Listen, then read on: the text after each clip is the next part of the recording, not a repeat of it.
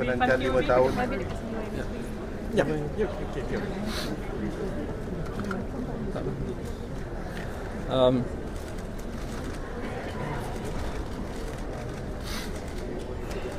Dan selalu bila momen seperti ini akan ada ucapan yang sudah dirangka, disiapkan.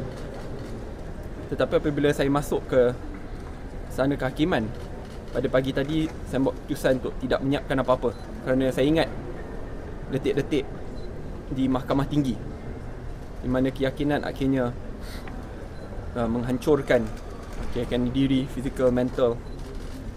When I entered, I was prepared for any outcomes and any consequences despite knowing that I'm in the right. Jalanan 5 tahun yang lepas memang penuh dengan rintangan dan cabarannya. Kalau saya nak ungkap satu persatu, sangat panjang. 5 years was hell. Kerana ada pihak cuba untuk mencalar integriti saya, and I care a lot more about my integrity than my own life. Ibu, ayah masuk keluar di soal siasat. Saya sebagai anak rasa begitu salah kerana tekanan sampai ibu menghidap penyakit kanser lagi sekali, relapse. Pelbagai tawaran yang saya terima, saya terpaksa tolak. Jalan mudah ditolak untuk membersihkan nama di mahkamah. Kerana akhirnya mahkamah itulah merupakan benteng terakhir bagi rakyat yang disalahi dan dikhianati. Sebab itu kemenangan pada hari ini mengingatkan saya mengapa saya memilih jalan untuk mengabdikan diri kepada perjuangan untuk memajukan Malaysia. I mean, I really do sincerely love this country more than my own life, and I'll do whatever it takes to make this country a great country. Dan untuk Malaysia jadi negara yang maju, institusi kehakiman dan yang lain perlu bebas, kuat, kukuh, dan perlu ada kepimpinan yang betul-betul prihatin kepada nasib rakyat untuk bangunkan negara. Sejujurnya saya berharap bahawa apa yang saya lalui tidak akan mana-mana musuh politik saya lalui juga. I do not wish this on even the worst of my enemies, and I hold no grudges whatsoever in moving forward. Saya perlu ucapkan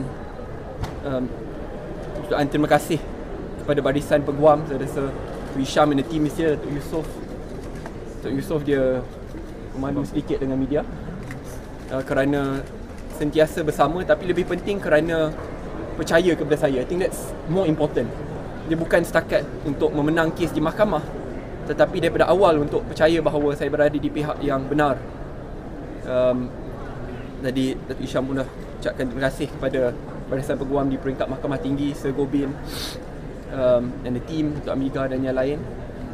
Saya tidak boleh lupakan ibu, ayah, kakak, abang saya yang paling setia bersama. Dan kadang-kadang saya lebih risau tentang reaksi mereka daripada nasib saya sendiri.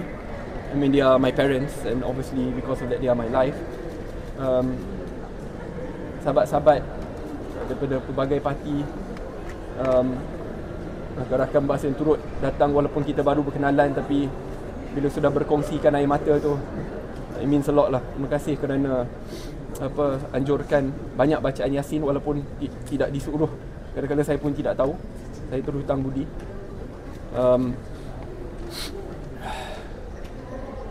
Moving forward, it's back to the job. Saya akan kekal mengabdikan diri kepada Malaysia, negara tercinta. 5 tahun menanti YB, berasa lega tak YB? 5 tahun tu sangat lama tu lah. Bila saya fikir balik segala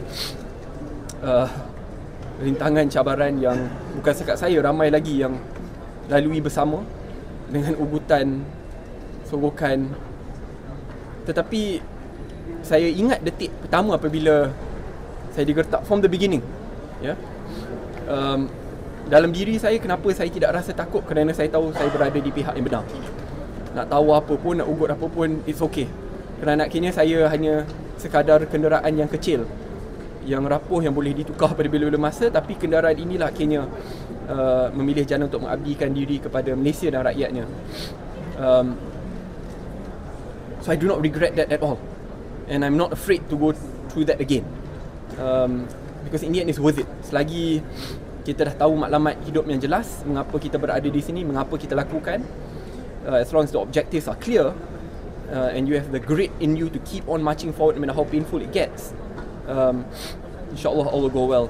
Dan saya rasa saya betul-betul bersyukur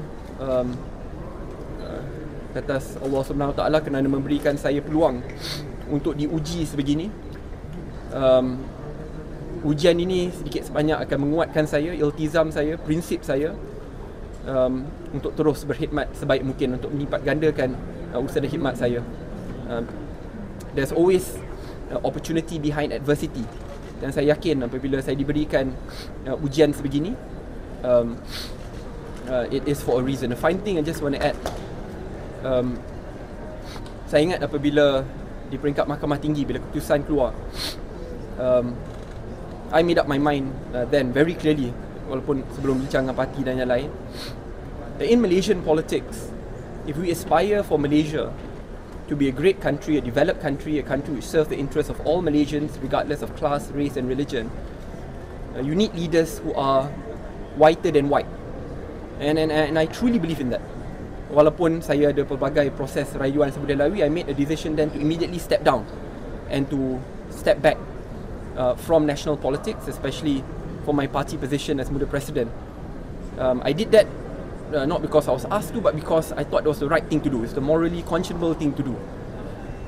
What I'm truly grateful of and will forever and eternally be indebted to this court, kepada para hakim, kepada institusi kehakiman, what I will forever be indebted, because you gave me back the thing which I hold to be the most precious to me, which is my integrity.